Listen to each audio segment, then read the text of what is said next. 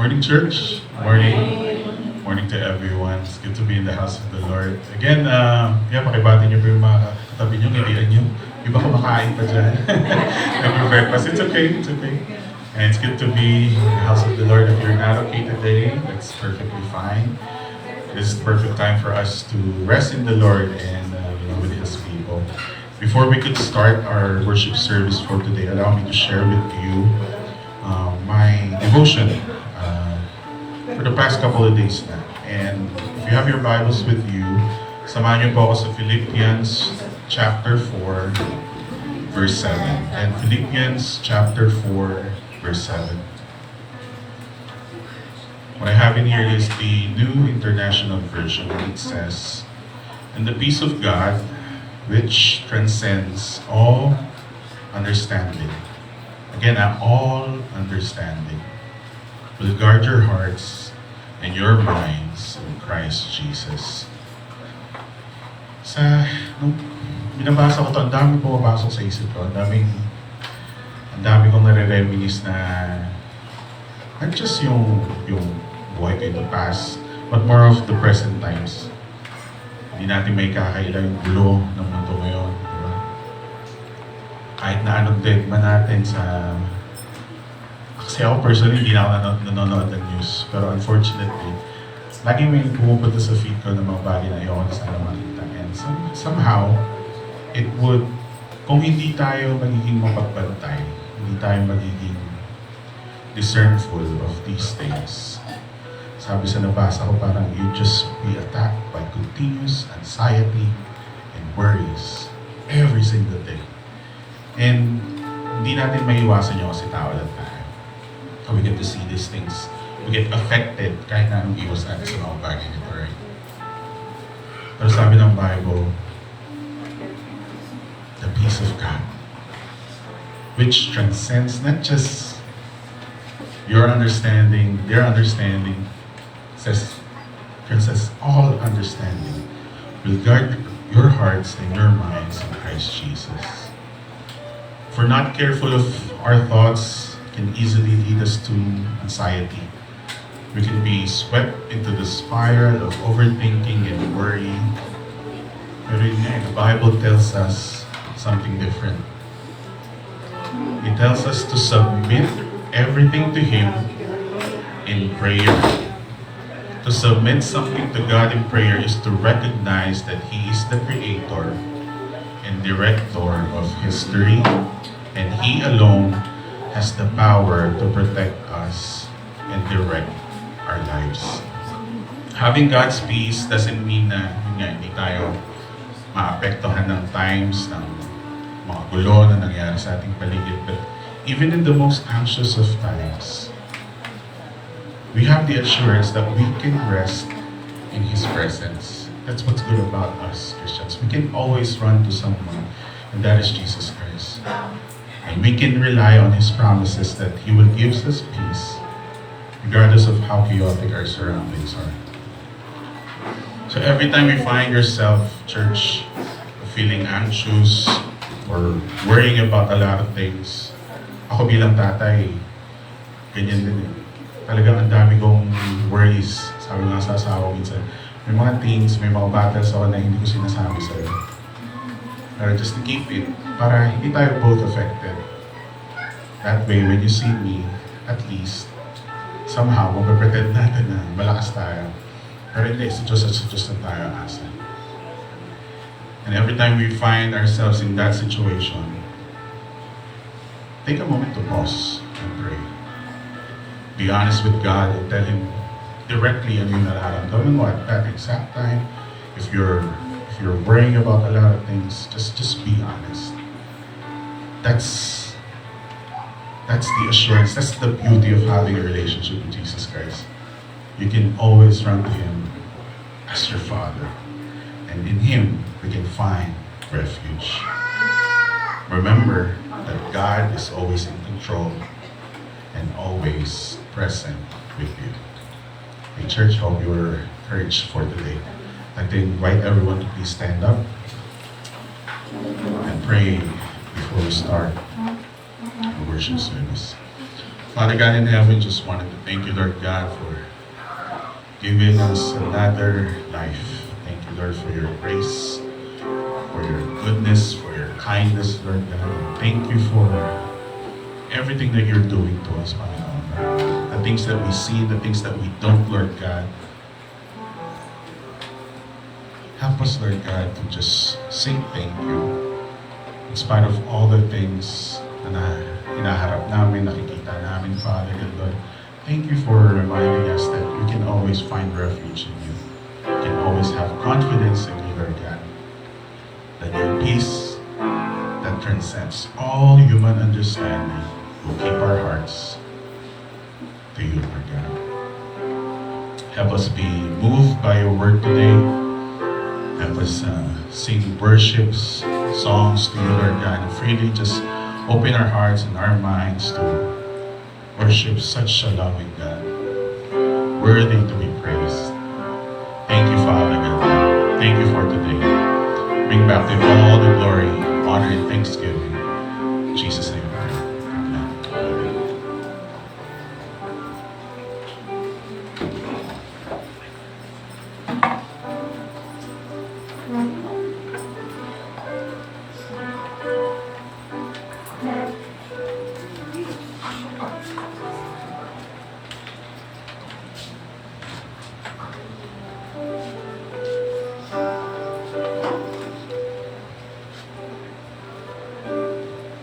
Alam mo, it is good to be in the house of the Lord. Mas maganda po na dami tayo dito ngayon po to listen to the Word of God. So let us prepare our hearts for His worship.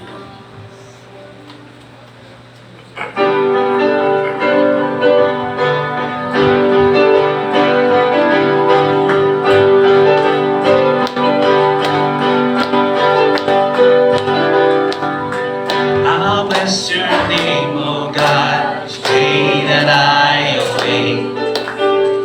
From dawn to setting sun, your greatness I'll proclaim. Your glory far exceeds all human thought. So with each breath I'll bless your name, O God.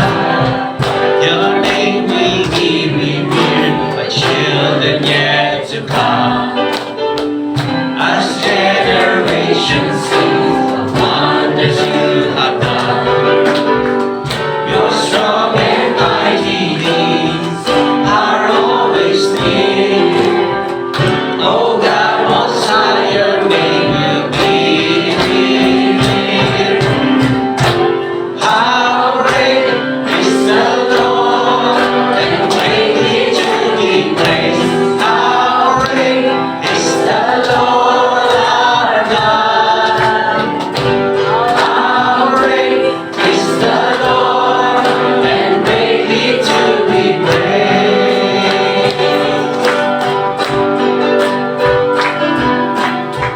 Your gracious hand provides for all who live and pray.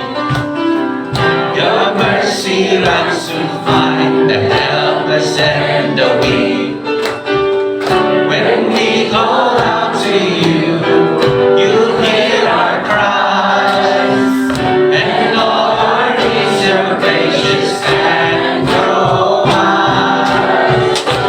How great is the Lord, and greatly to be praised. How great is the Lord our God. How great is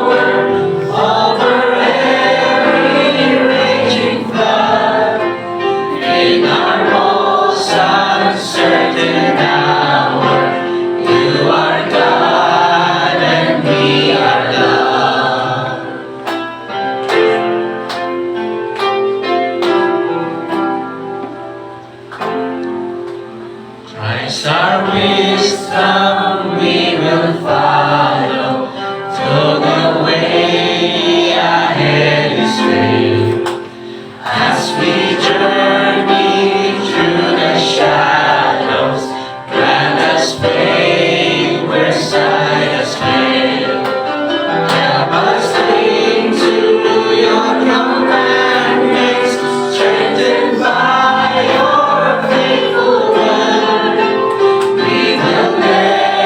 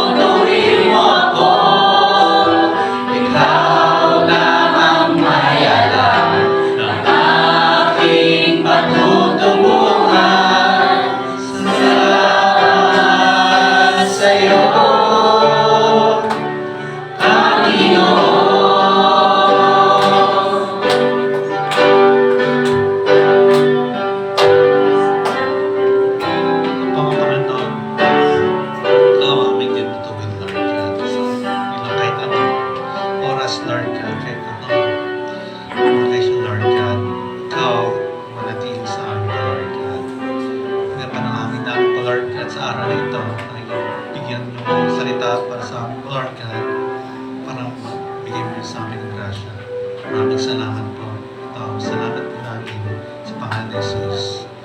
Amen.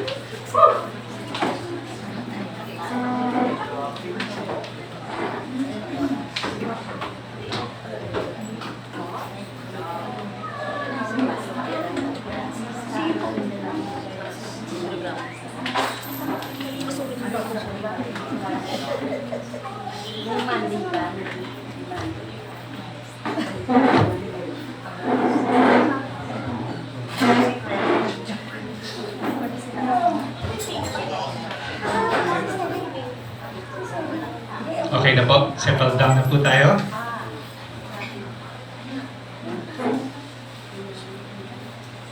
Good morning po ulit. Good morning everyone. And today, it's not going to be Pastor Francis, pero pinahiram po muna or Pastor Francis entrusted po yung pulpit muna sa akin for today. Si Pastor po ay nasa Surigao.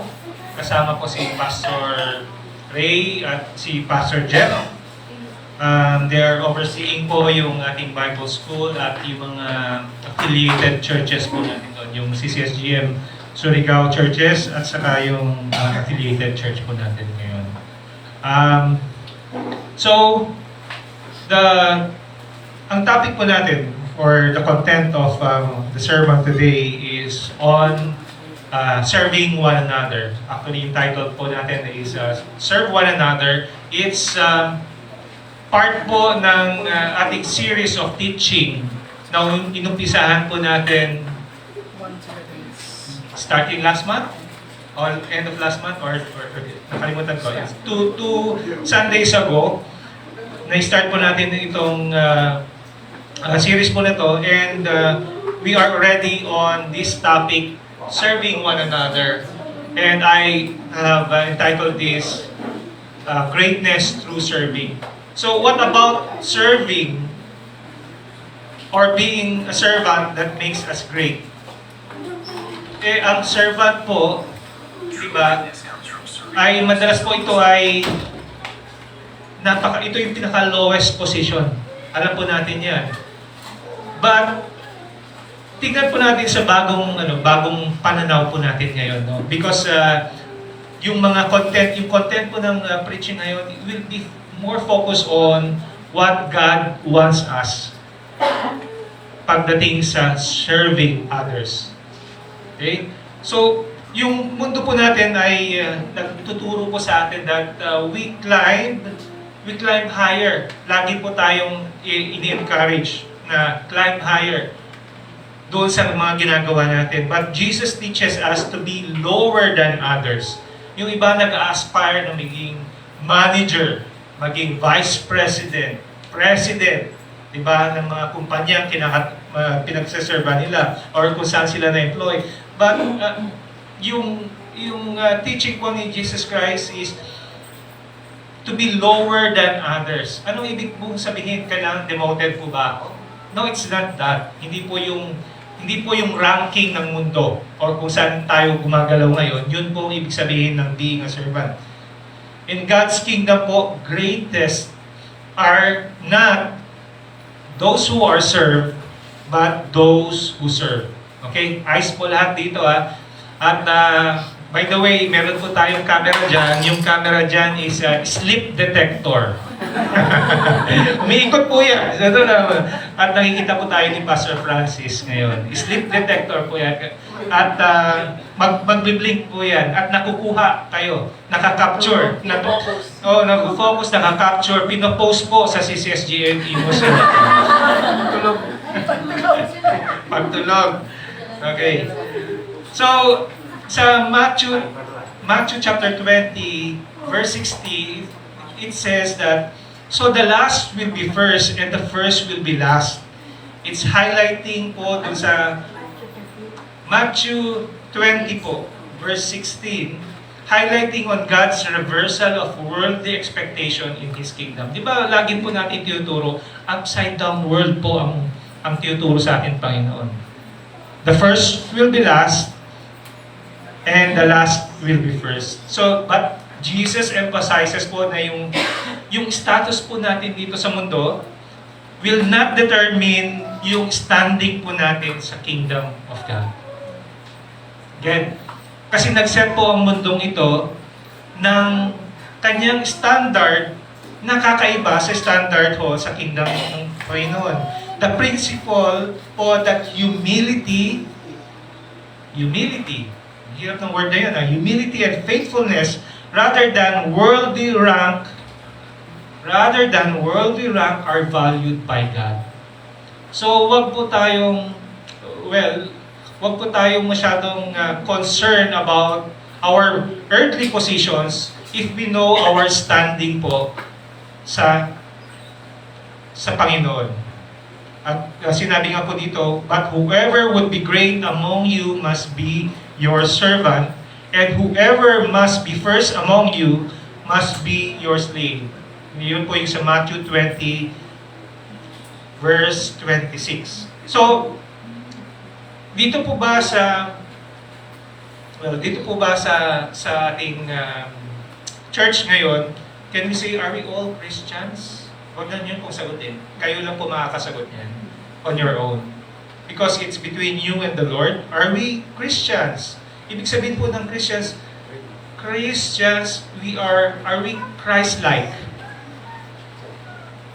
Kilala mo na po natin si Christ-like. Christ. Kilala naman po natin, right? So if I say Christ-like, we are followers. We have the same mindset as Christ Jesus. Makikita po yan sa Philippians. And before we proceed po, before we proceed with serving others, yung 2 Sundays ago, ano po yung first topic on serve or one another series? Ano po yung pinakaunang diniscuss ni Pastor? Love. That's right. Yung last Sunday, it was forgiveness. It's such a strong word, it's such a heavy word na marami po sa atin ang hindi kaya. Honestly, hindi po ba? Maraming hindi kaya, but if we try po na tignan po na yung sermon last Sunday, yung forgiveness starts po with humility. Sino po dito ang humble? Taas po kamay. Serving others is one of the clearest expression of genuine love. Diba? Paano po tayo nagsiserve? Pinapakita po natin ang genuine love sa iba. Nakikita din po tayo ng humility and the Christ-like discipleship. Ngayong araw po, tingnan natin kung paano tayo magkakaroon nito kung wala po tayo. Kaya huwag niyo akong tutulugan. Kung meron pong dapat natutulog ngayon, yun po ako. Kasi bago ko po ma-prepare itong topic po natin, itong sermon po ngayon, alas 4 po ako natapos. Ganyan po kami po yung mga under-servants po ni Pastor Francis. Hindi naman po kami sanay na tumayo sa harap. But we are encouraged at we do research. Ginagawa po namin lahat ang aming makakaya para maibaba yung salita ng Diyos sa inyo. And itong salita po na ito will not be coming from us. It will be from the Holy Spirit, and we would want that po, na ang mamumusa po sa atin ang Holy Spirit. Hindi po si Joey, hindi po si Brother Joey, hindi po si Brother Brian, or si Brother Seri, kundi the Holy Spirit. And as you listen, po, it depends kung papasukin po ninyo yung voice ng Holy Spirit. Right? Kasi baka ibang voice ang pinapakinggan natin ngayon, inihele na kayo. And I will try po, no, na hindi ko po kayo patutulugin. Lalakasan ko po boses ko para magigising po kayo. And before po we start, and thank you. Mainit ba yan? Medyo. Ito na lang. Ito. Sorry na. Okay. So, may I ask everybody po to stand as we read God's Word. I'll be reading from Philippians chapter 2 verses 5 to 11. It says here on verse 5, in your relationship with one another, have the same mindset as Christ Jesus, who, being in very nature God, did not consider equality with God something to be used to his own advantage. Rather, he made himself nothing by taking the very nature of a servant, being made in human likeness, and being found in appearance as a man, he humbled himself by becoming obedient to death, even death on the cross. Now, ito po, focus po natin in verse 9, therefore God exalted him to the highest place and gave him the name that is above every name, that at that name of Jesus every knee should bow in heaven and on earth and under the earth, and every tongue acknowledge that Jesus Christ is Lord, to the glory of God the Father. So this is the word of the Lord. Speak to us. Let's pray. Father God, we thank you again for another day, Panginoon, ng iyong binigay sa amin, Lord God. And we are here today to hear your word. Tulungan mo kami, Panginoon, upang mabuksan po ang aming isipan at aming puso at mangibabaw, Panginoon, ang iyong salita. Help me, Lord God, as your servant, to be able to deliver well, Lord God. Itago mo po ako sa iyong likuran. And Lord God, let your Spirit speak to this place. We ask, Lord God, your presence. And Panginoon, ikaw po, Panginoon, ang magdala sa amin sa iyong presensya. We pray this in Jesus' name. Amen. Makakaupo na po tayo. In Galatians chapter 5, verse 13 po, sabi po dito, serve another humbly in love. So, in-emphasize ko po, no, yung humbly in love, dahil, alam po, pwede po tayong mag-serve, right? Na walang humbleness, na walang pagmamahal. And we see that every day kung saan tayo pupunta. No, classic example, doon sa mga, hindi ko na sabihin ko ng lugar, pero ang tagline nila is, merong part na, di ba, papalakpak sila. Happy to serve. Right? Pero napapansin naman natin na hindi talaga sila happy to serve because they are just doing their jobs. If it's your job, sometimes po, parang it's a job. Hindi natin, walang feelings. Parang pagod tayo lagi. Kasi job, binabayaran tayo to do it. But, if it's in our nature to serve, makikita po yung joy, true joy, no? Na naninilbihan. So saan po natin makikita, no, ang mga or ma-experience ang best customer service giving industry? Ano po mga yan? 'Di ba? Sometimes paano po tayo gustong ma-serve ng iba? Paano po? Right? Sino po sa atin ang nakapagtrabaho na sa isang customer-focused industry or yung hospitality, hindi ko hospital hospitality industry o in Tagalog, yung may maggiliw na pagtanggap. Yun po yung question ko, no? Saan natin makikita? Call center? Okay. Saan po? Restaurants, okay, that's good. Saan pa? Luxury hotels and resorts, that's good. Saan pa? Sa bookstore or sa mga, sabihin natin, retail shop. di ba? Yung luxury, sabi na natin luxury, kasi yung mga ibang retail shop, alam mo na, again, di ba, hindi sila customer focused. Pero pag it's a luxury retail shop, may, ano yun, may distinction yun. Saan pa ho ba?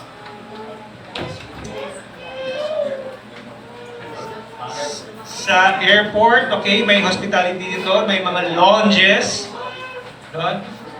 Yung mga, okay, bigyan pa kayo ng mga premium automotive brands. Pagpasok niyo yan, yung mga mamahaling kotse, ang mga binibenta.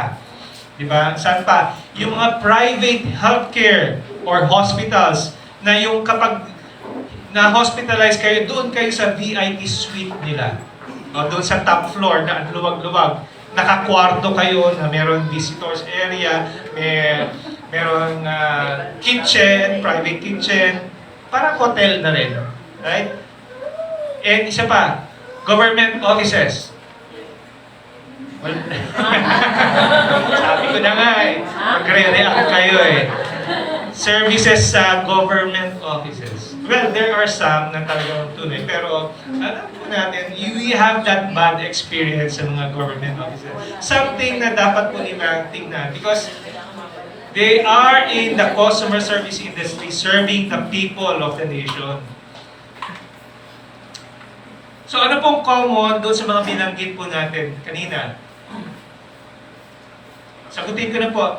They have the most outstanding, exceptional customer service. Pagpasok mo pa lang, ganyan na bubungad sa'yo.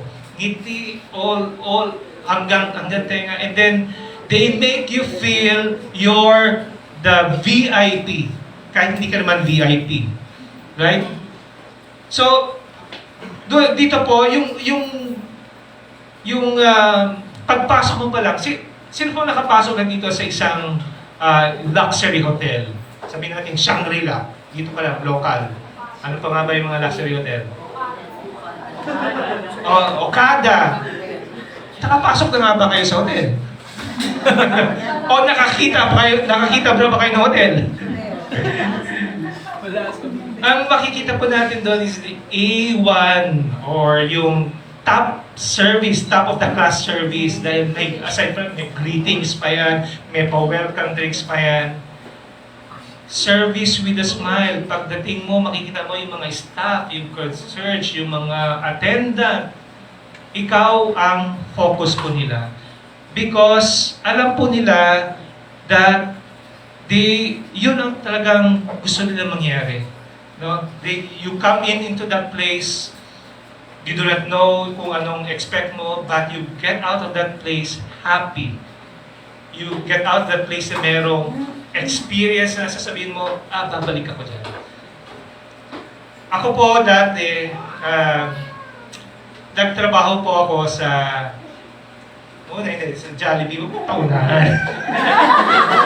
Jollibee, di mo alam siguro yan. Sa Jollibee, at doon po ako na-train. It was my first year in college and doon po naturo sa amin yung customer service. Kasi yung supervisor po namin doon, kapag naglilinis ka, ikaw ang crew, kitchen crew ka man o nasa dining crew ka man, pupunta yan, may checklist yan, hindi ko ba?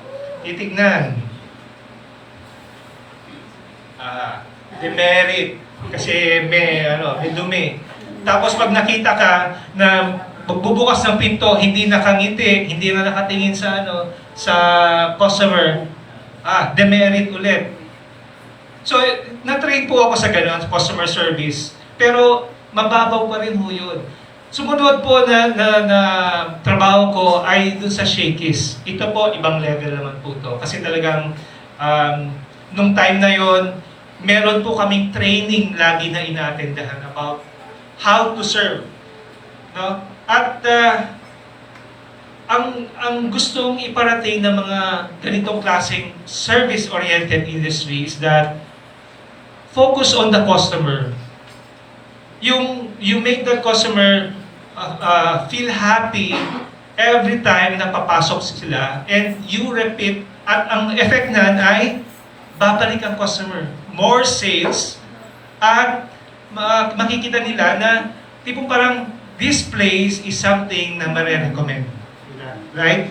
And dahil in a company po na well-trained po ang mga staff, ang mga personnel po nila, kagaya po sa Cebu PAC, si Jeka po nag-undergo ng training na naman po natin. At hirap na hirap po siya. Takot na takot siya na dahil may mga pinapauwi. Kapag hindi nakapasa sa exam, hindi nakapasa doon sa standard ng Cebu Pacific, you're out.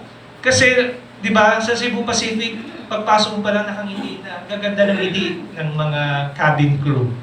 And that is something na kino-compare natin minsan sa PAL, kino-compare mo natin sa ibang airline, at nasabi din po nila, ang pinakamagandang service, by the way, sa airline ay Emirates. They treat you as a king. Diba? Tapos ganun din sa, I think sa inyong mga nakalipad na, yung Korean Air. Diba? Maganda rin ang service ng Korean Air. So, with all of this, ano ang relate sa topic po natin? Pasensya na, medyo lumayo po ako. Anong relate po niya sa topic po natin ngayon? Sa Bible po, hindi ho ito ang hinihingi. Well, in a way, yes. Pero mas malalim pa po ang kahulugan ng service po. Dahil servant. Ano po ang servant? Tawag ho doon sa Bible, pag servant ka, you are a slave. Ang ganda bang pakinggan? We are a slave. But sa Bible, binabanggit po yan, slave to Christ. Diba? And ngayon po, kapag tinignan po natin yan, pag servant, yan yung modern day helper. And sa kami po, we are very much proud po na yung sa amin po si Ate Det ay matagal na po siya sa amin. And she has been serving us faithfully well. At yung sakripisyo po niya habang malayo po sa pamilya niya ay binigay niya at itinuon po niya sa amin without complaints. And until now, that's why we honor her and treat her as a family. Yan po dapat ang maging example po natin ng pagbibigay ng service na without a question gagawin kahit wala. She has been faithful and we thank her life for being po, not just po our helper. Sinasabi po namin sa kanya, you help us para magawa po namin yung mga things na bagay na magawa na kailangan namin gawin para matulungan siya pabalik. Okay? So, so much for the introduction. And thank you. We go po sa first ano po na, yung first my first point. We are called to serve, not just to be served. In Mark chapter 10 verse 45, sabi po dito, for even the Son of Man did not come to be served, but to serve. Ulitin ko po, for even the Son of Man, which is Jesus, did not come to be served, but to serve. You know, He made Himself po nothing by taking the very nature of a servant. Kailan ba siya nagmalaki na nagsabi siya na, I am the King, I am the Son of God. You serve me habang nandito ako. We did not hear that. We did not hear that from Him. And Jesus is our perfect example of being a servant. Bakit? He walked the talk. Ibig sabihin, pinatunayan niya yung mga sinasabi niya, pinapatunayan niya yung lahat ng mga binabanggit niya. Example, He washed the feet of His disciples. He fed thousands of His disciples. He walked to visit and heal the sick and the dead. He stopped to touch and heal sick people. He spent time with those no one else cared to spend time with. And He lived a life of humility. Hindi po siya nanirahan Hindi ho siya nanirahan sa isang kingdom o malaking lugar. Wala nga siyang, NPA nga siya eh. No permanent address. And he showed that throughout his teaching, pinakita niya na this is how the way we should serve. Because for us Christians, serving po is not optional. Gusto mo mag-serve? Sige. Ayaw mo mag-serve? Sige, okay lang. No problem. Turo po sa atin, serving is not optional. It is a exam. Command. It is a command. Sabi po sa John chapter 13 verse 14 and 15, I have given you an example to follow. Do as I have done to you. Again, I have given you an example to follow. Ganun na ba tayo kahirap sumunod? Na ang king, siya na ang gumawa na nauna. All we have to do is to follow. Do as I have done to you.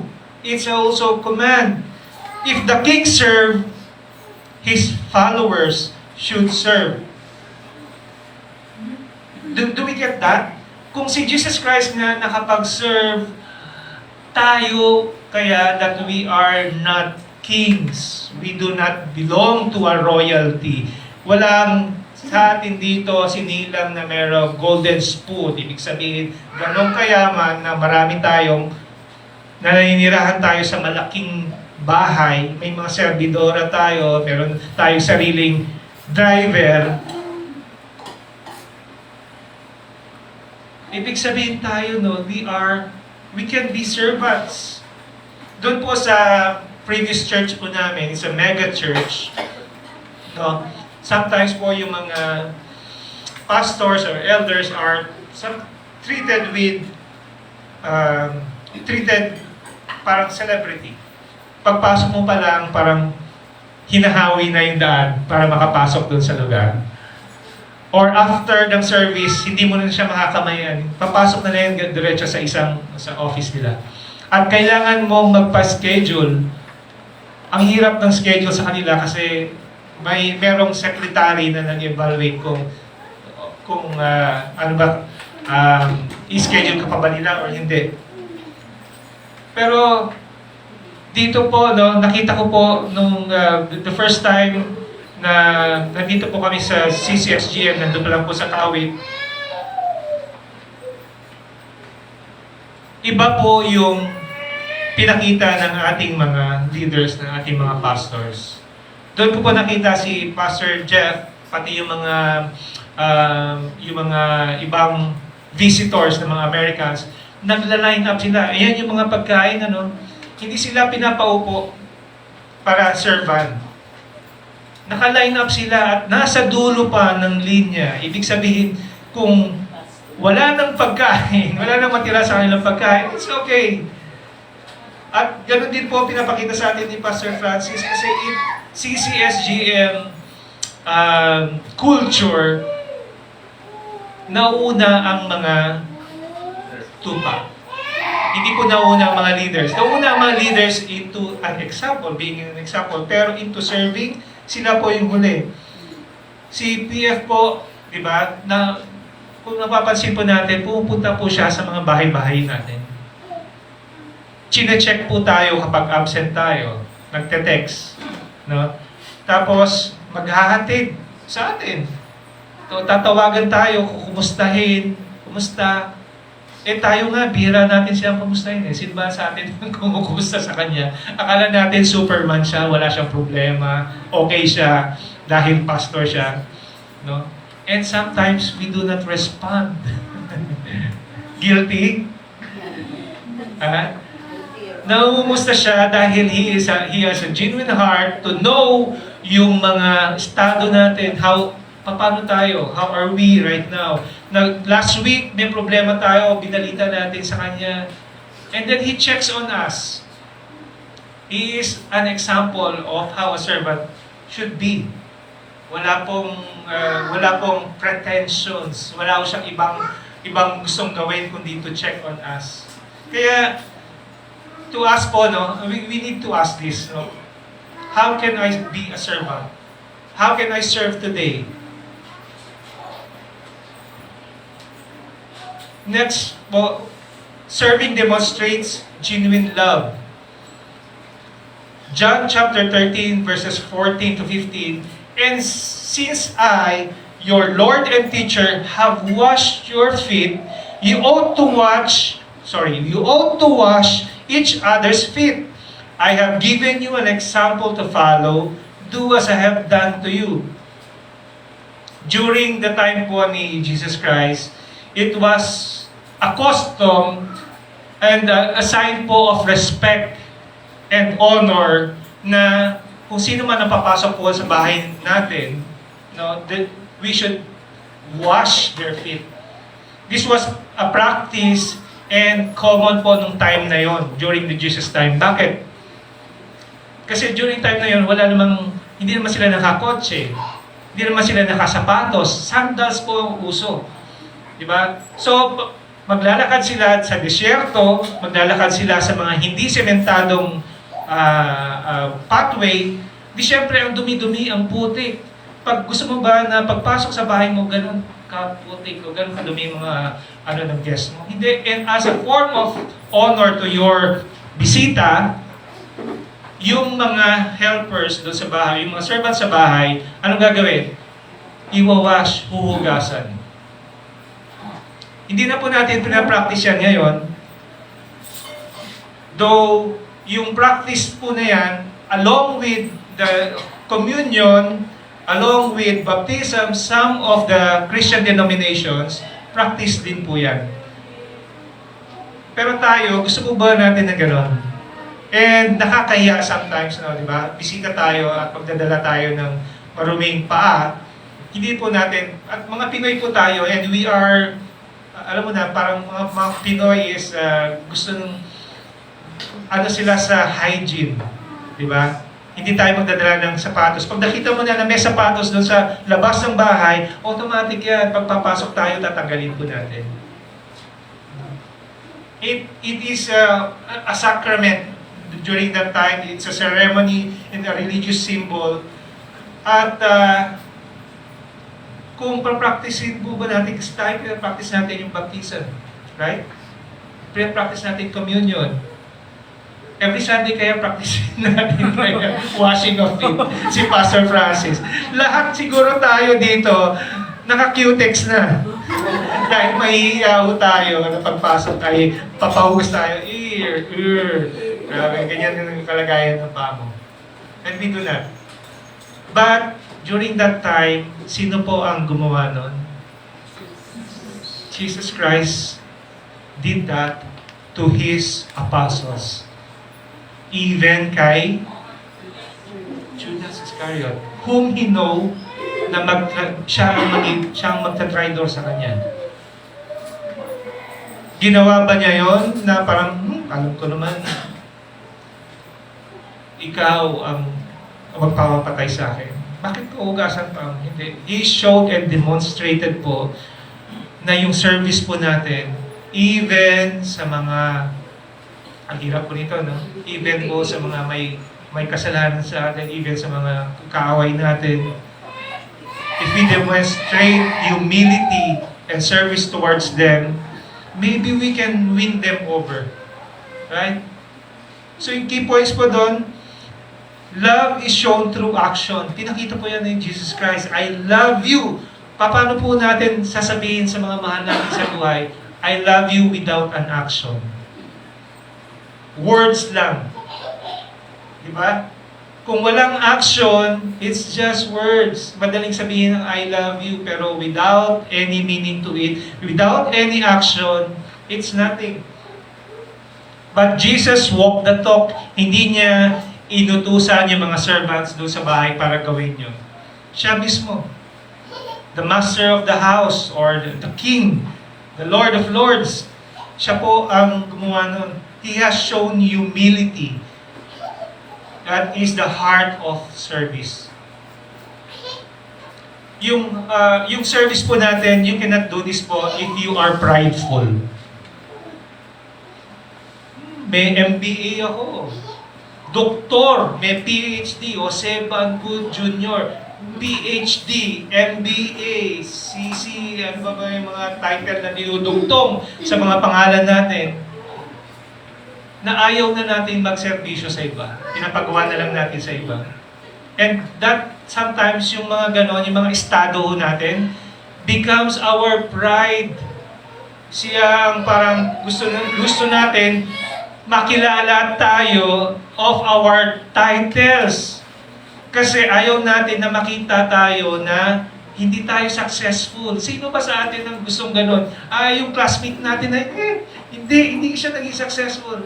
Laging pride natin yung pagtatapos natin ng pag-aaral, yung mga nakamit nating mga titles, yung estado natin sa mga opisina, or yung kayamanan o magkano bank account natin. Ilan ang kotse, magandang bahay, it forms as our pride.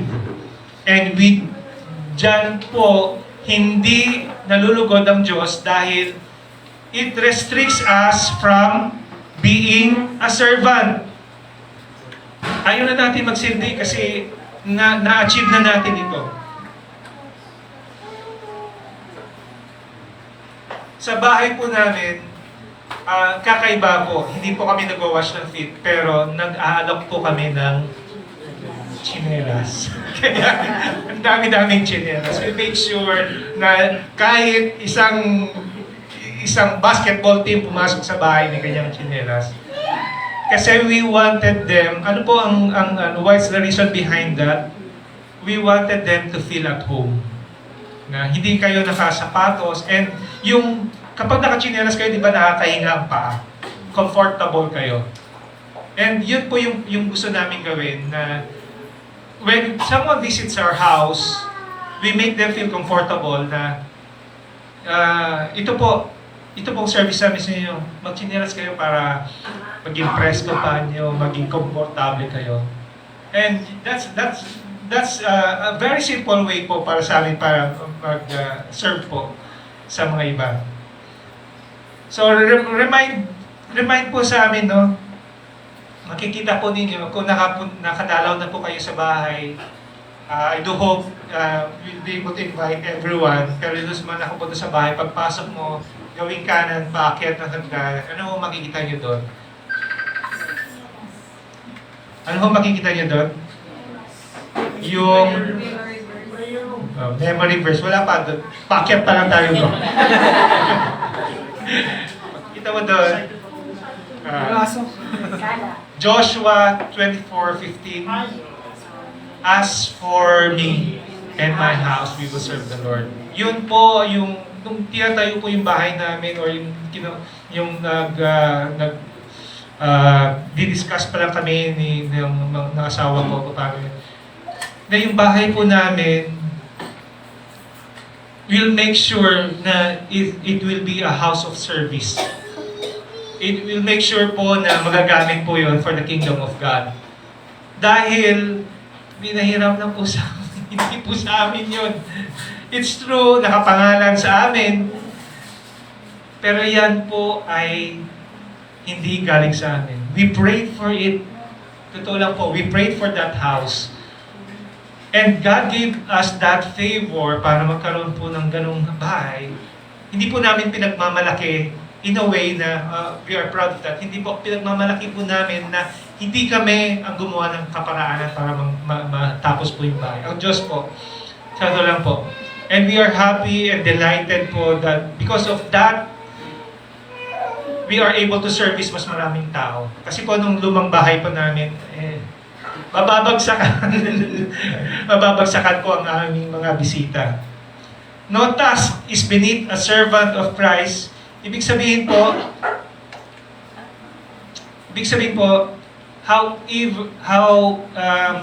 however menial, ang menial po dito is yung na kahit ganong kaliit yung mga ginagawa natin na form of service po, it is not it is not small to the kingdom of God. Remember po, serving others doesn't always require grand acts. Ibig sabihin, hindi mo kailangan magpakitang gilas o malaki ang gawin doon sa taong yun para sabihin, okay, bibigyan kita ng service with the excellence, ha? Hindi po ganon. Ang whatever type of service we do, no, hindi na kailangan na pakainin natin siya. Dumating ang natin. Prepare tayo ng lechon. Prepare tayo ng full service. We just show genuine care doon sa taong pong darating. We show po genuine service by ina-accept po natin sila sa bahay.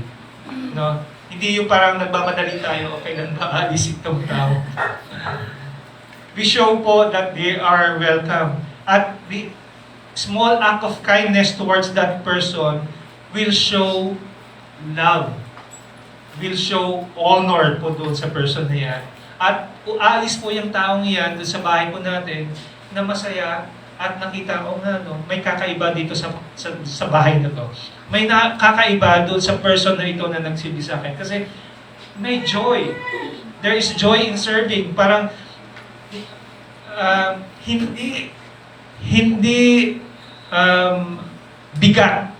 Hindi mabigat para doon sa taong yon ang magbigay ng service. Tayo po, sometimes nakikita po natin, paano ako magsaserve o makikita yung effort ko to serve, ganito lang naman ang trabaho ko. Ordinary worker lang ako. Day-paying job o street sweeper lang ako. Paano po, those things po na ginagawa po natin genuinely, out of love, yun po ang nagpapatunay sa atin that there is joy in serving. O, ikaw nga, tagahugas ka lang ng pinggan, ng plato sa bahay. Meron pa iba dito, nagtuturoan. Meron po dito yung, kilala mo yung mga Batman? Ito ko lang narinig yan, yung Batman. Daniel, maghugas ka na. Ba't ako? Ba't ako? Ba't si Dylan? Nag-example ko lang hindi ko naman sinasabi ko lang ko. Mga bad people, bakit ako? Sabihan mo lang, uutusan mo lang, nagiging Batman yung mga tao na yun. And kids, sino pa mga kids dito? Hindi. Yung mga medyo malalaki na, dapat alam po niyo ito, this is how you show love and respect to your parents. This is how you honor them. No? Hindi ko na kayo tatawagan. Tatawagin pala yung pangalan nyo. Naririnig nyo ito. Hindi kayo nagbibingi-bingihan. Alam po niyo ito. Okay? So, show love and respect. This is your service to your parents or kung sino man po ang nasa bahay po ninyo. So, next po, God has given everyone gifts to serve others. Paano po ba ito? Sa 1 Peter chapter 4 verse 10, each of you should use whatever gifts you have received to serve others as faithful stewards of God's grace in its various form. Every believer po has spiritual gifts or may gifting tayo. I don't think not one person dito sa room ay walang nakikitang gifting. Saan po kayo magaling? Chismis? Hindi po gift yun. Baka sabihin nyo, magaling akong magbalita ng mga buhay sa iba't ibang tao, ng iba't ibang tao. Hindi po gifting yun. These are, doon po sa mga makikita po natin sa Romans chapter 12 verses 6 to 8, mga giftings po ng prophecy, gifting po ng serving, gifting po ng teaching, encouragement, may gifting din pala ng giving. Can you believe that? Meron talagang may mga tao na mapagbigay. Isusubo mo na lang, ibibigay mo pa. no, that kind of thing. Giving oneself, at meron din po spiritual gift of leadership. Ito po ay for the pastors and the elders. Or kung nasa position po kayo na nagli-lead kayo ng mga tao, yun po, leadership po yung mga spiritual gift na yun. No. Bakit po tayo binigyan ng, nagtataka po ba kayo? Bakit meron akong talent na ganito? Magaling akong kumanta. O magaling ako sa pag-aayos ng mga bagay-bagay. Magaling akong magturo ng mga bata. Why are there such gifts? Because gifts are given for ministry and not for personal recognition. Kaya pag meron po tayong talent and we do not share that talent to serve other people, para sa iyo lang ho yan. It does not affect anyone, hindi nakatulong sa iba. What happens to that talent? It's for your own recognition. Ang galing-galing ko tumugtog ng gitara. Ang galing-galing ko. But if you're not using that to serve other people, it's nothing. It's pride na magaling ka. No? So, sa atin po, it's not for personal recognition. Believers are encouraged po to discover, to develop, and exercise po yung mga spiritual gifts po natin na yun in a way that would benefit po first and foremost our homes, sa bahay po natin. Second, kung saan tayo, say our church, we can make use of your talent, of your gifting to serve other people. We can also serve in our community, which is madalang po natin ginagawa. Diba? In our community, that means dito, kung dito kayo nakatira, what is your community? Ito, Acacia. So how do we do that? We connect it to our church. Yung church po natin, nagko-connect po sa people in our community. So ano po ang mga pwede po tayong mag-serve? We can serve here in the church as Sunday school teachers. No? Or praise and worship team, kailangan din po natin. Apart from, syempre, the heart, sa praise and worship team, dapat talaga naman po may talent. Ang asawa ko po gusto maging praise and worship team, pero wala naman siyang talent. Pwede. May ano po yan.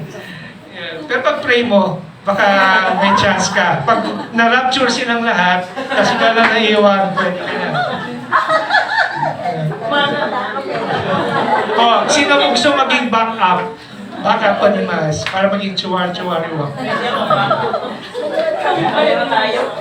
Kailangan din po natin ng skills in management. So, tingnan po natin, discover po natin yun, how can we serve our church? Marami pong pangangailangan ng church natin. Akala po natin, papasok lang tayo and okay na tayo. No, bago po na-establish po ang church natin, meron pong nag-alay ng buhay. Hindi naman nag-alay ng buhay. Ang ibig ko sabihin, nagtumayo para mangyari ito. Tinawag ko sila, binigay ang kanilang sarili to serve the church, however po na pwede po nilang iserve ang church.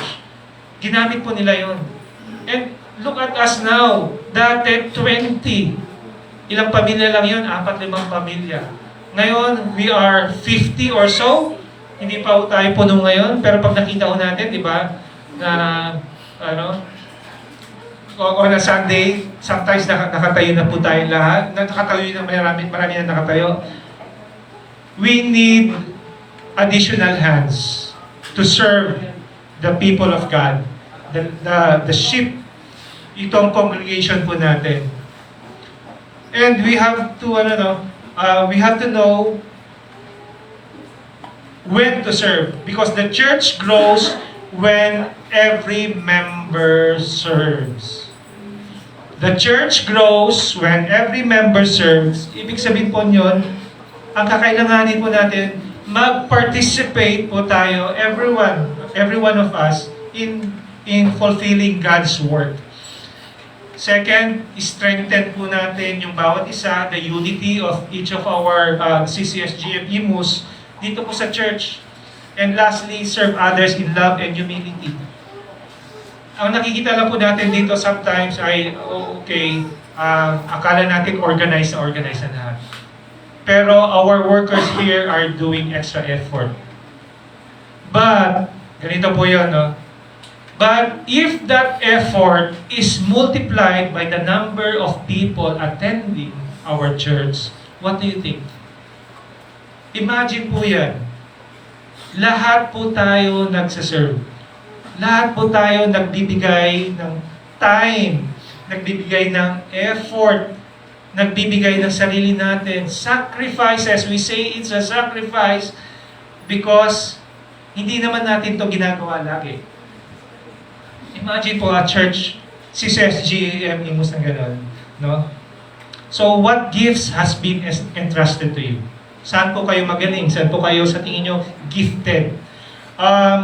Ganito po, para gisingin ko po muna kayo. Itaas nyo po yung isang kamay nyo. Sa anong libreng kamay nyo? Itaas nyo po. Lahat po nakataas. Okay, nakataas na. Brian. Nakataas na. Sulat. Sis Marivic, pakilista nga silang lahat. Nag-volunteer na. Nag-volunteer na silang lahat. Binaba na. So imagine po, again, iwan ko po sa inyo, imagine po, no, if everyone will share po yung gifting nila sa church, yung talent nila. Kasi sometimes po, nami-misplace po natin yung gamit ng gifts natin. We do it for other purposes. We do it even for ourselves lang. But what if we use them for the purpose for God's glory? Imagine po yun. No? We provide opportunities po for our members to serve through different ministries. Ito po yung way po natin to fulfill the purpose of the church and help bring people together. Kapag nakita po niya ng isang visitor po natin na pagpasok, lahat po sila, lahat po ng mga members pala nagsiserve ng church. I can only imagine. Kaya ganun din po kayo. So, I'm leaving it up to you po, no? Marami pong avenues for us to serve our church. And, yun po pinapag-aralan natin every time na nandito tayo sa church, even on prayer service, even on Bible studies. We present these opportunities and ini-encourage, hindi po pinipilit. Kanina, pilit. Yung pinataas ko kamay, pilit yun. Pero yung pagtaas po na kamay nyo, baka kaugnayin kayo ni Lord, ewan po. Serving produces eternal rewards. Ito po, na hindi lang pala serve ka lang na serve without reward. On Matthew chapter 25 verse 21, this is the parable of the talents. Sabi po dito sa verse 21, His master replied, "Well done, good and faithful servant. You have been faithful with few things. I will put you in charge of many things. Come and share your master's happiness." Is that not a welcoming message or na magagaling sa King of Kings, Lord of Lords? Sabihin niya sa inyo, "Welcome, my good and faithful servant." What if lang naman, no? Natigok tayo, ako na lang, example ko, na lang kayo. Natigok ako mamaya, or bukas, o makalawa. Maririnig ko kaya ito sa Diyos? "Well done, good and faithful servant." I have to think. balikan ko yung mga pinaggagawa ko. Balikan ko yung puso ko, estado ng puso ko. Balikan ko yung mga bagay na, Lord, ginawa ko ba yun because I love you or because I love myself? Ginawa ko ba yun dahil sinabi lang sa akin? Or am I a good and faithful servant? Ano ho pinapagawa sa atin? If we read our Bibles, no, if we listen to in the pulpit, alam po natin na merong pinapagawa sa atin. Either ang tawag, kibit balikat. Kibit balikat lang natin or bukas na lang, manyana, bukas na lang. Sa makalawa naman, mabubuhay pa naman ako. 25 years, we do not know how long our lives will be, my brethren. Recently po, meron po akong kaibigan na nagka-cancer siya. Ka-office mate ko po. Nagtrabaho kami for some time sa isang project. Tapos after na natapos ang project, wala na kaming communication. Doon pareho kami ng company. Tapos nagulat na lang ako, nag-connect siya sa akin kasi umalis na po siya sa company namin. Sabi niya, Joey, may tanong lang ako sa iyo, ganyan. Regarding doon sa company ko namin. Ganyan, sinagot ko naman. Kumusta ka na? Nagkumusta naman kami. Eto, cancer survivor. Nagulat ako kasi she's very young, wala pang 50. And to think na, she's a jolly person, tapos marami siyang mga activities, nagbo-bowling siya, at magaling itong taon to sa kanyang trabaho. But, who would know sino sa atin na magkakaroon ng cancer? Who would know when the last time na magiging maayos ang health natin? And who would know na kung tomorrow, buhay pa tayo? She's now in the hands of the Lord. She's now, nakita ko yung isang post na yesterday was her 50th birthday or 51st birthday. Very young, very full of energy. Pero that's her last. Ano yung legacy na iiwan po natin?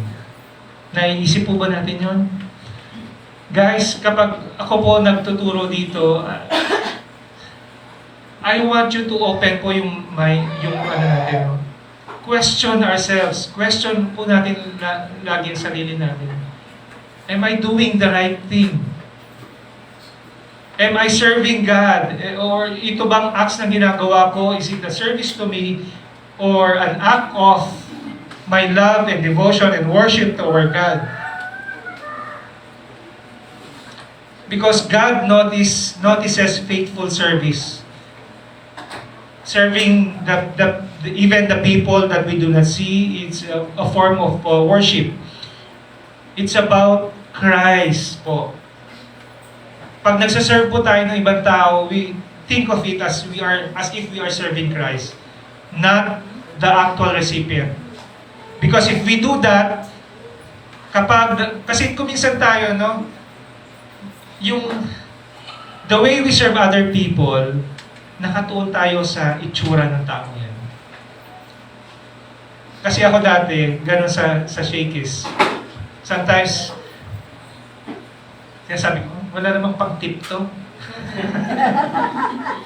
Hindi ako masyado nag-smile. Huwag parang, okay, ano lang na normal. Kasi meron akong level dati ng service. Kasi binabasa ko kunwari parang corporate person o yung medyo mas matanda na. Full smile ako. Sir, ma'am, ano po pong kailangan nyo? May ano po ba kayo? Gusto nyo po ba ng ganito? Tapos kung minsan, pag nakita ko na parang naka-t-shirt lang, papasok lang, okay lang. Magsaserve pa rin ako. Pero sometimes po, or madalas, napapahiya ako. You know why?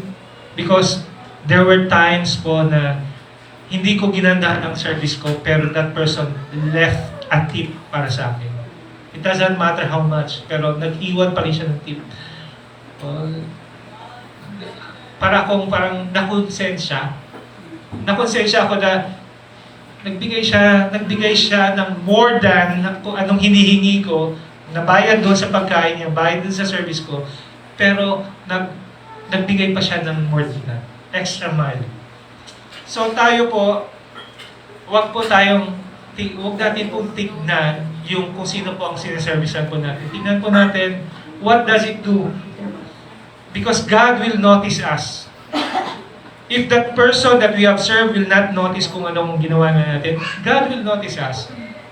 God will be the one to reward us because faithfulness matters more than fame. No?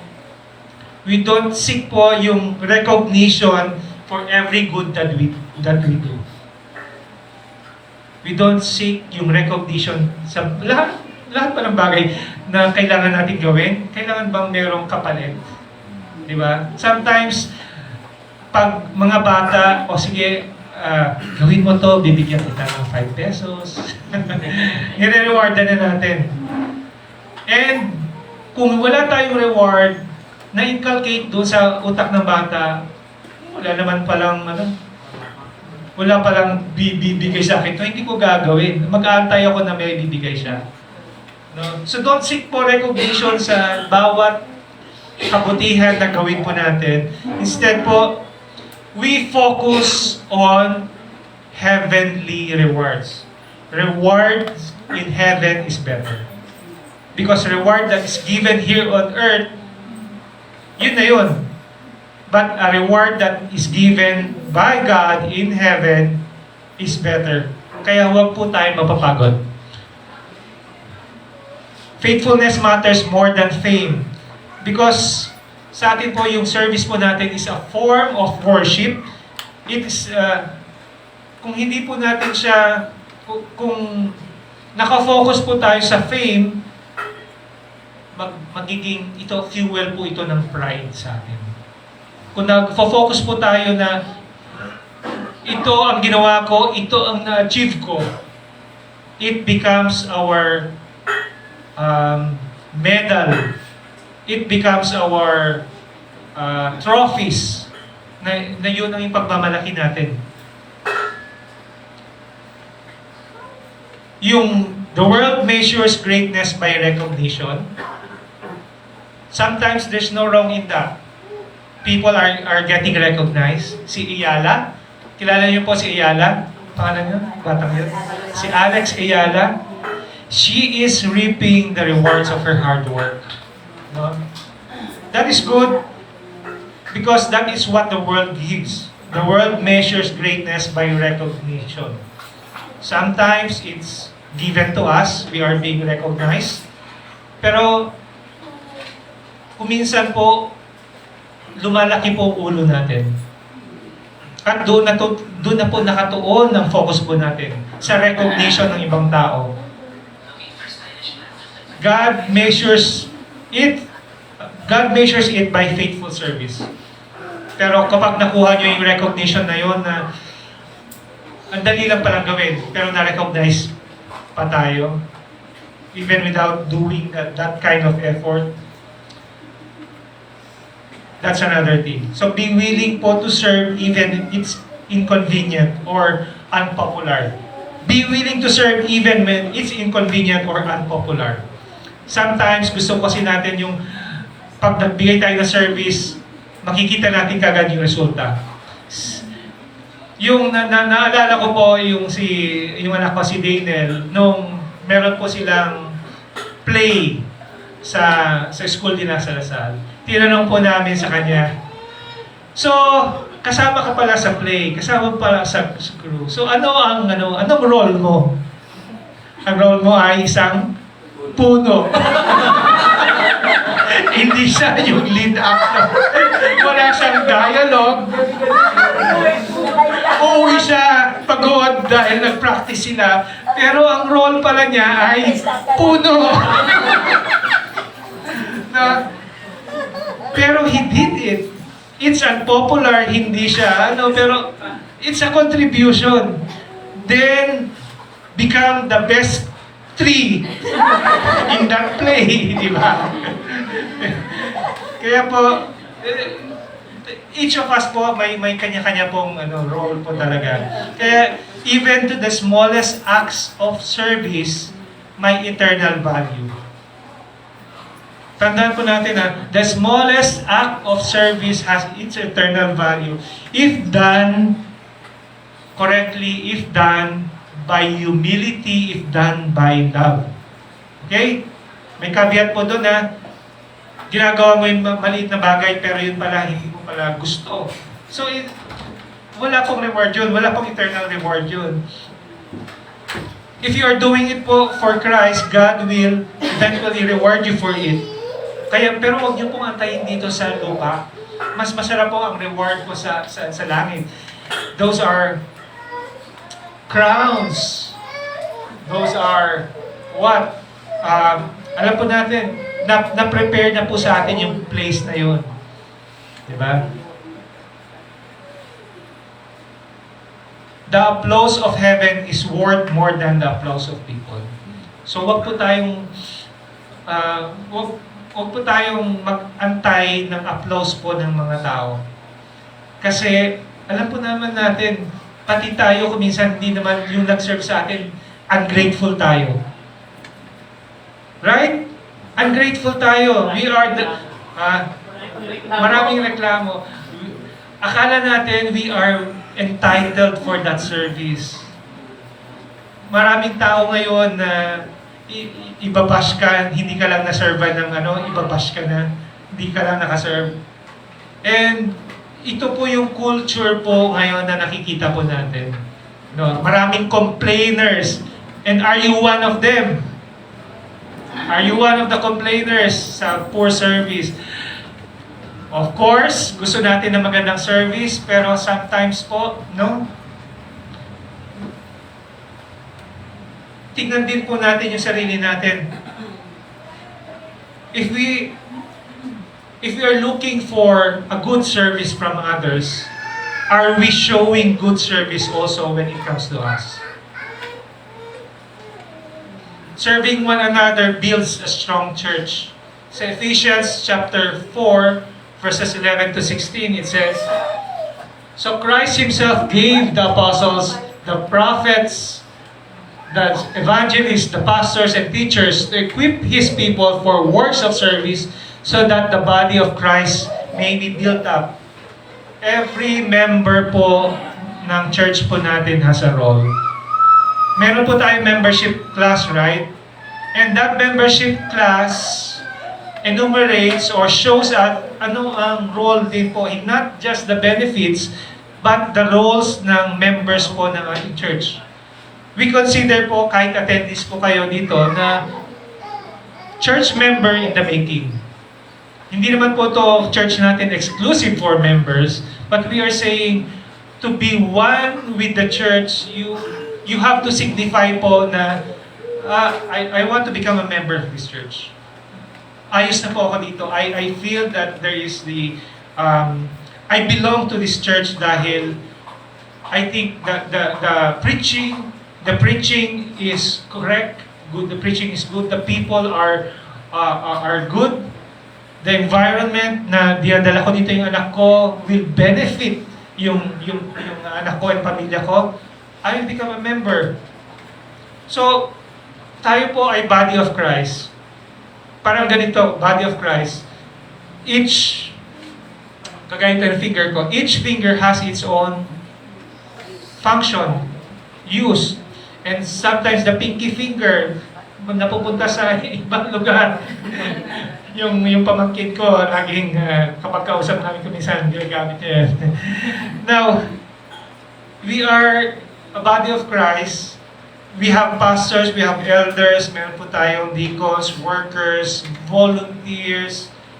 Kailangan po natin lahat po ito, no? Because our church functions because there are people who are giving themselves po sa ating church. And yung klase po ng service po natin, it will strengthen po yung church po natin. Kaya nga sabi ko kanina, no, imagine, lahat po tayo, we volunteer for the work here in our church. Yung trabaho ng isa, madi-divide into 5. Hindi mo ba magaan yun? Hindi mo ba? And let us not withhold o wag po natin pigilan yung sarili natin kapag nangangailangan po ang church. Kapag nangangailangan ang church ng serbisyo, tayo mga men, minsan tayo yung lakas ng church. And we need po somebody to fix the house. May mga things po na nasisira na, may mga things na kailangan nating paayusin o pagandahin. We need volunteers. And we are unified by showing up. The church is healthiest when everyone participates. Ulitin ko po to. The church is healthiest when everyone participates. Amen po ba? Marami po tayong mga activities, marami tayong mga mission works, mga seminars, gatherings, pati fellowship. Even our free coffee during Wednesdays, Fridays, and Saturdays. We need volunteers po. At makakagaan po para sa atin kapag mas marami pong mag-act, mas marami po tayong ma-reach out. Doon po sa The Forge, ito po, ulitin ko lang po ulit, the last time po, nabanggit ko na rin to. Sa The Forge, merong line, merong paragraph or sentence. Si Isaiah, sinabi niya doon sa bata. Ang sabi po niya, "Son, be a fountain, not a drain."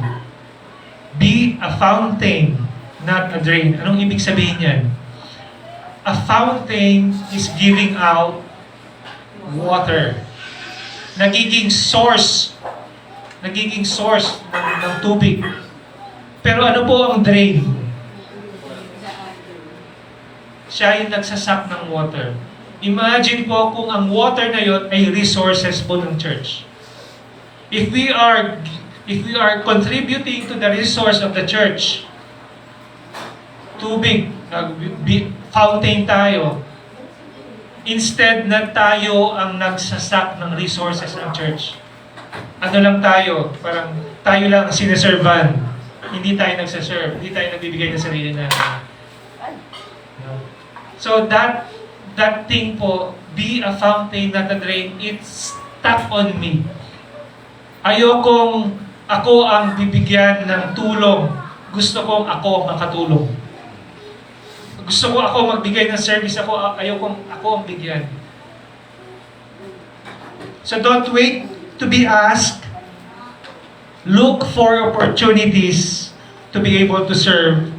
And ito po, offer po practical help.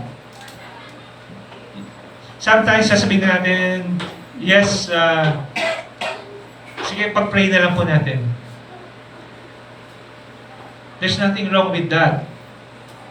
Pero napakadaling sabihin, ipag-pray na lang natin, but do we do that? Pero ang practical help, when someone needs help, when someone needs something, for example, tulong talaga, do not withhold kung anong meron tayo. Do not withhold, but rather, offer po yung practical help. Paano yan? Sample po niyan, kailangan ng tulong dahil doon sa bahay nila may nasira. May free time ka naman, kapatiran niya, member po ng church natin. Offer po na, sige, may free time ako, puntahan ka namin dyan para tulungan ka. Or di kaya merong mother na nangangailangan ng tulong doon sa anak, we offer practical help. Anong kailangan? Anong kailangan para matulungan namin yung anak mo? Those are practical help that contributes. Those are practical help po na may effect po doon sa person na tinutulungan po natin. Okay po? in conclusion po, no, Jesus did not simply command us to serve. He showed us the way to do it. Nauna na siya. He was a servant before us. He served us. Tinuro niya po sa atin kung paano. And when we serve po, we reflect Christ in our lives. Makikita po ng tao na siniservan po natin, ay, yung taong to exemplifies Christ. We emulate His teaching. Ibig po sabihin yan, sinusunod po natin ang turo po sa atin ng Diyos. We bless others. We do it because not just for us to receive the blessing, but we wanted others to be blessed as well. We grow spiritually, at habang ginagawa po natin yan, we are letting the Holy Spirit work po sa atin because it's an effect doon sa pagbabago natin. It's an effect when we have Christ in our lives. We do it with gladness, we do it with joy. Kaya po sila, Pastor Jeff, naririnig ko lagi, we are glad to be of service to you. We are glad to serve you. We are glad to, sabi pa nila, we mourn with you, we rejoice with you. Kaisa po tayo sa bawat isa. We strengthen the church, no? And we glorify God. Ito po mga pointers po na to, we reflect Christ, we bless others, we grow spiritually, we strengthen our church, leads to one conclusion po. We glorify God. That's the bottom line.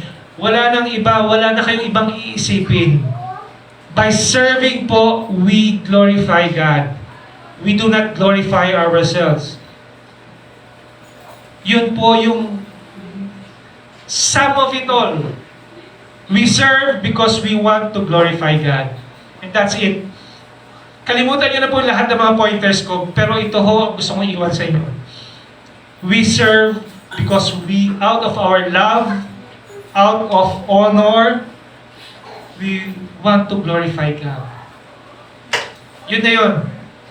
Kalimutan nyo na iba. Yun na lang iiwan ko sa inyo. We want to glorify God. So challenge po natin this week, intentionally po, try po to serve someone without expecting yung recognition or repayment. Whether po sa bahay po natin, at work, dito po sa church, in our community, let your action reflect the heart of Christ. Because Christ showed us the way. Sa Philippians chapter 2 verse 2 to 5, sabi po, do nothing out of self-ambition, rather in humility value others above yourself. Have the same mindset as Jesus Christ. Have the same mindset as Jesus Christ. It means WWJD. Ulitin ko. Meron ba hindi nakalam sa inyo? WWJD. Sulat ninyo. Para hindi makalimutan. WWJD.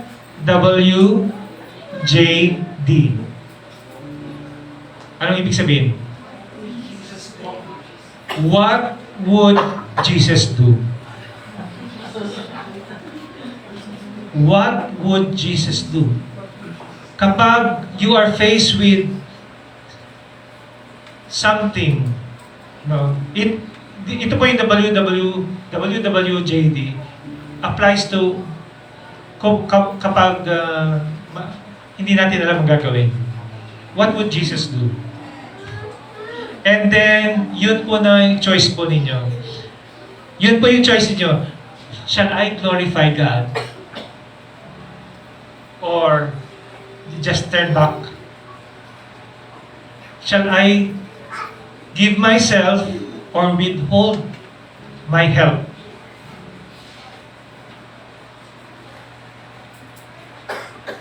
Ulitin po, iwan ko din po sa inyo, the measure of greatness in God's kingdom is not how many people you serve, but how faithfully you serve others. Yung kanina po, well done, my good and faithful servant, it's a beautiful word that we will be able to hear from the Master Himself. A reminder lang po that our ultimate act of service was Jesus laying down His life on the cross, and the challenge for sa ating mga believers to reflect the same kind of love, the same kind of humility sa ating interactions. I know this is hard. Alam ko pong maaaring sa iba talagang hindi ho nature niya ang mag-serve. But it is being asked and demanded from us because this is a command from us. To serve with love, to serve with humility, even to the most, ang tawag sa ganun, mga unpleasurable people that we meet. That way, we will reflect Christ in our life. Yun lang po, iwan ko po sa inyo. Let's pray.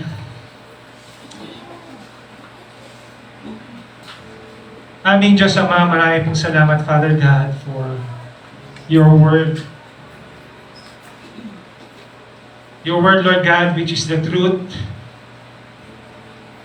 Will it convict us, Lord?